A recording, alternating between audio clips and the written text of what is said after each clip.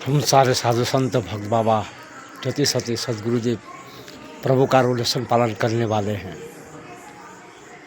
हम देखो, हमारा पास अगर किसी की शादी करेंगे तो धन और जन यौवन देख के किसी से शादी नहीं करते। हम जो मर्यादा में रहता है, प्रभु का रूलेशन पालन करता है, उससे शादी करते हैं। क्या उसका एक आँख नहीं होगा तो भी शादी कर लेते हैं, पैर नहीं होगा तो भी कर लेते हैं, हाथ नहीं होगा तो भी कर लेते हैं। जैसा भी दिखता है तो उससे हम शादी कर लेते हैं, लड़का रूप में होंगे या लड़की के रूप में भी होंगे तो, क्योंकि हम सत्य सत्य प्रभु का रूलेशन पालन करने वाले हैं।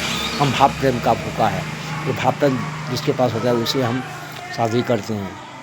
और हम है ना, लक्ष्मी नारायण का देखो, उसका पुत्र पुत्री नहीं हुआ तो भी वो ब्रह्मानंद परमानंद में सुख में हर पल रहते हैं। हम उसका भक्त है, इसलिए हम भी ब्रह्मानंद परमानंद सुख में रहते हैं। बचा बची नहीं होगा तो भी ब्रह्मानंद परमानंद सुख में रहते हैं।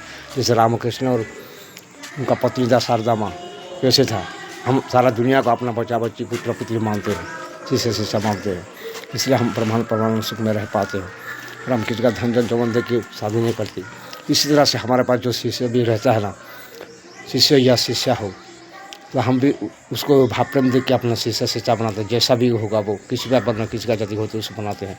वैसे लोग के पास भी अगर हम काम करने जाते हैं तो ऐसे लोगों के पास में रहते हैं, क्योंकि भगवान एक ब्रह्म जितना से भाव प्रेम का भूखा है। हम धन जन यौवन का भूखा नहीं है।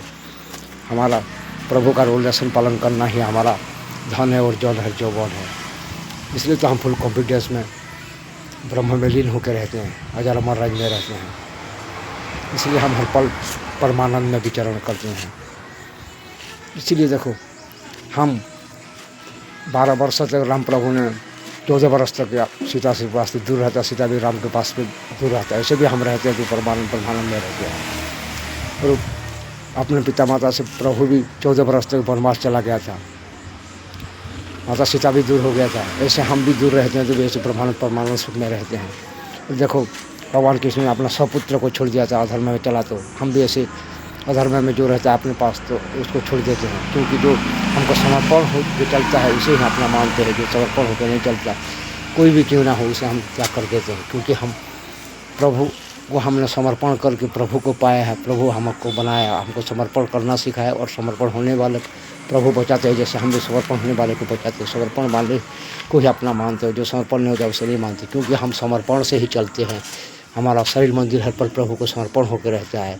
हम भी गुरु को समर्पण होते हैं, पिता माता को, बड़े लोग को, और हमको भी जो समर्पण हो रहता है उसके पास में हम रहते हैं। क्योंकि हम भाव प्रेम का भूखा है, उसका धन जन यौवन का भूखा नहीं है।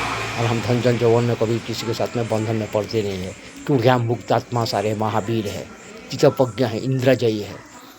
इसलिए तो हमको शरीर मंदिर हर पर परमानंद सुख मिलता है। इसलिए भगवान एक ब्रह्म जितना नास्ति भी कहा जाता है।